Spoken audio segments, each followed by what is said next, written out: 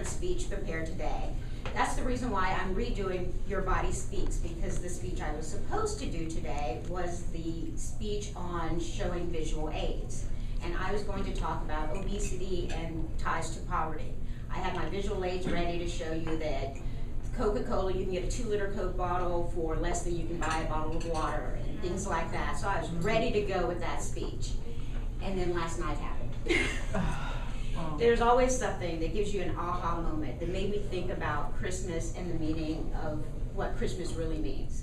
And what happened to me last night, it was just a regular old day. Nothing incredibly strange happened. It was just a regular day. I went to the Salvation Army to tutor after work. I tutor adults who are going back to get their GED. So we have to teach them math, we have to teach them reading, things like that. I was getting a little annoyed with them because after weeks of going over fractions, they still weren't getting it. These were people in their 50s, they still were not understanding basic multiplication. I'm like, really? Come on guys, we've been over this. If I had to say least common denominator one more time, they weren't getting it. The frustration was showing on my face. The lady I was tutoring, she gave me this look and she's like, I'm so sorry, I know I'm frustrating you. And I'm like, no, really, no, everybody has trouble with that. Everybody spends 10 weeks on fractions. No, you're fine, don't even worry about that.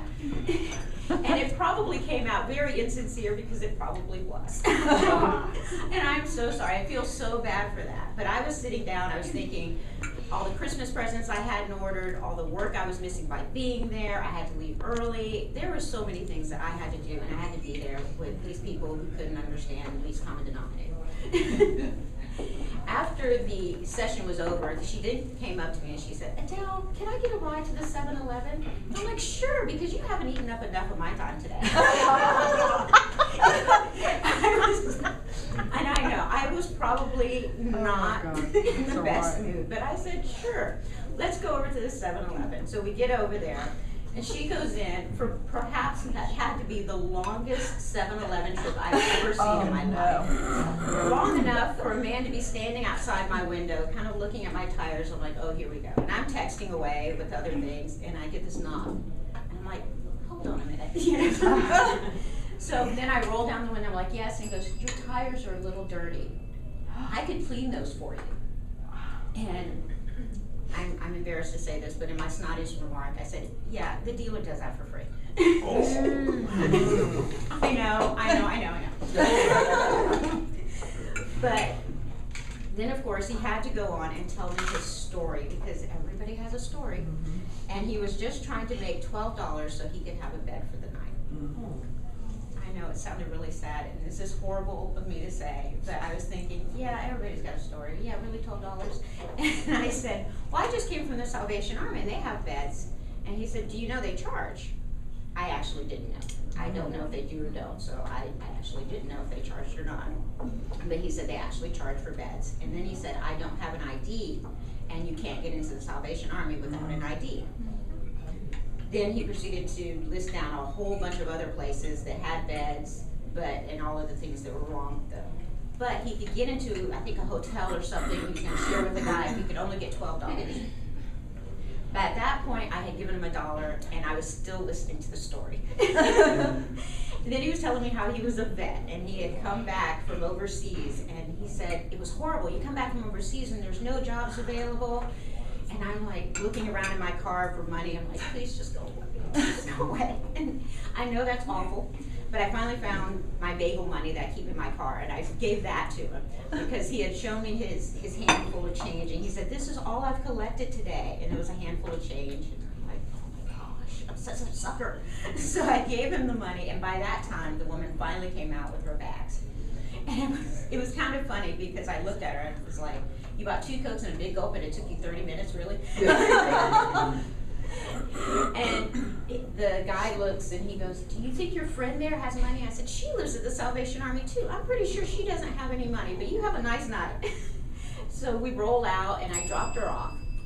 On the way on I-4, I'm thinking of all the things that I had to do to prepare for my speech today, and that I had to go home and order things online and things like that. And I happened to see this big billboard, and it was talking about the spirit of Christmas.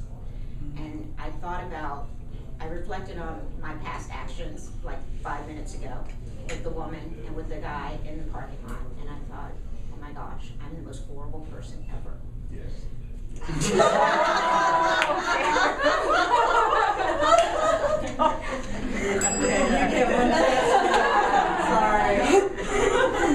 Because I had completely forgotten what Christmas really meant, and that Christmas was a celebration of the most famous homeless family ever.